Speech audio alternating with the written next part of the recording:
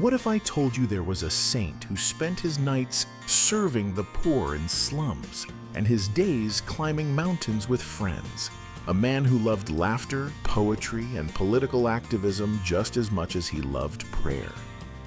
Meet Pier Giorgio Frassati, a saint who defied every stereotype. He wasn't just holy, he was alive in every sense of the word.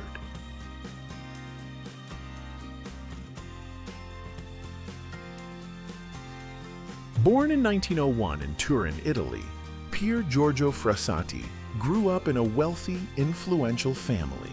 His father was a newspaper owner and Italy's ambassador to Germany. But Pier Giorgio? He wasn't interested in power or prestige.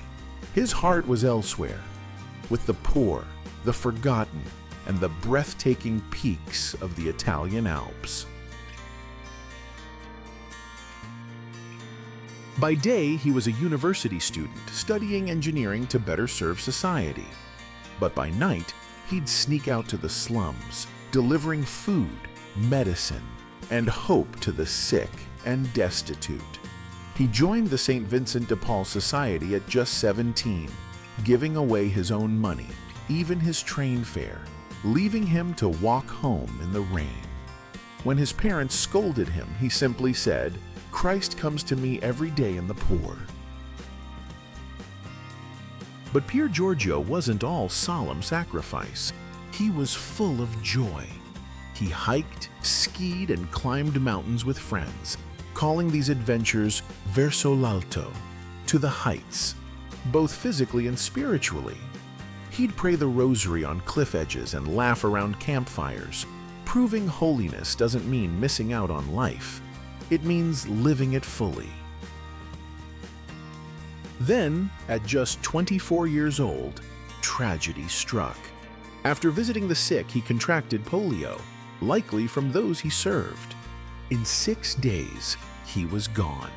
His family expected dignitaries at his funeral, but instead, the streets were packed with the poor he'd loved in secret. Only then did his family realize the impact of his quiet, radiant charity. He was beatified in 1990, and on August 3, 2025, he was declared a saint by the Catholic Church. Here's something you wouldn't expect from a saint. Pier Giorgio was notorious among his friends and even local priests for his playful mischief. They called him the Terror, not because he was frightening, but because you never knew when he'd strike with one of his legendary pranks. During retreats, he'd short-sheet the beds of unsuspecting friends and priests. Pier Giorgio's life shatters every stuffy stereotype of holiness.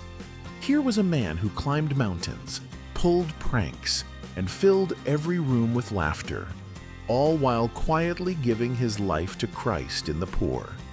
It makes you wonder, what if true sanctity isn't about being solemn, but about being fully alive? Maybe God doesn't want us less human in our pursuit of holiness, but more human than we've ever been.